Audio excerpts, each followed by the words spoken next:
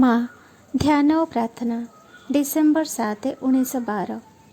निरगतरे अग्निशिखा जेपरी जले, सुगंधित धूप जेपरी अविकम्पित भावे ऊर्ध्वକୁ उठी चले, सेहीपरि मोर प्रेम तो आड़क जाउछि। शिशु जेपरी विचार करे नाही बा कौनसी पाई चिंता भी करे नाही, मु सेहीपरि तो उपर निर्भर करिछि। तो इच्छा पूर्ण हेउ, तो ज्योति प्रकट हेउ, तोर शांति विकीर्ण हेउ, तोर प्रेम समस्त जगत को आच्छादित करदेउ।